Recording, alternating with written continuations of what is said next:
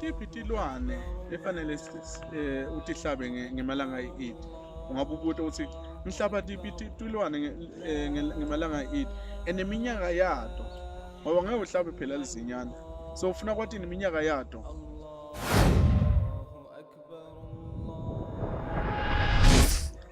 Bismillahirrahmanirrahim. Bantu bakithi,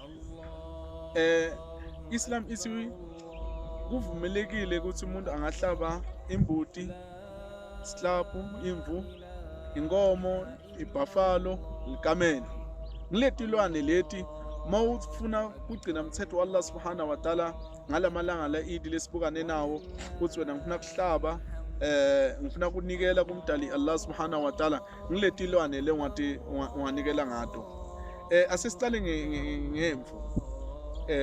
Imvu ivumelekile ukuthi uyihlabe, kodwa ngokuHanafi madhhab kufuna kube imvu lena 1 year or imvu lena 6 months, mara mawungayihlanganisa netimvu letina 1 year ayibonakali ukuthi yona incane.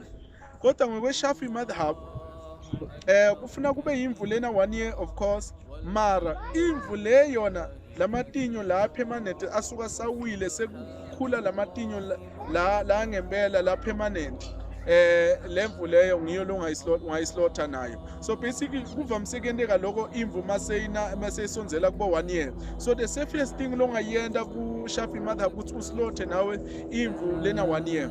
Lokho sibuye tuke timbuti goat. Timbuti ngokwe Hanafi madhhab uslotha imbuti lena 1 year. But ngokwe Shafi madhhab imbuti kufuna ibe imbuti lena 2 years ngokwe Shafi madhhab. Siyethu kwetinkomo nema-cattle cows, konke Shafi madhhab ne-Hanafi madhhab kuvumelekile, bavumela ukuthi ifuna kube inkomo lena 2 years. Mara mase sifika tuwe likamel futhi bathi bona bobabili kufuna kube likamel lena licala tuka 5 years, uvumelekile ukuthi slaughter. Lingaze lingabe ngaphansi kwa 5 years akuvumelekanga ukuthi uhlabe or unikele ngelikamela lelingaphansi kwe5 years or ngembuti lena ngaphansi kwa2 years. NgokweShafi madhhab noHanafi madhhab funa ibe phansi kwa 1 year above. So ngiyo lemithetho nemigomo lefuna siyati mayelana nokunikela kuletilwane leti ngemalanga e-Eid. Bantu bakithi.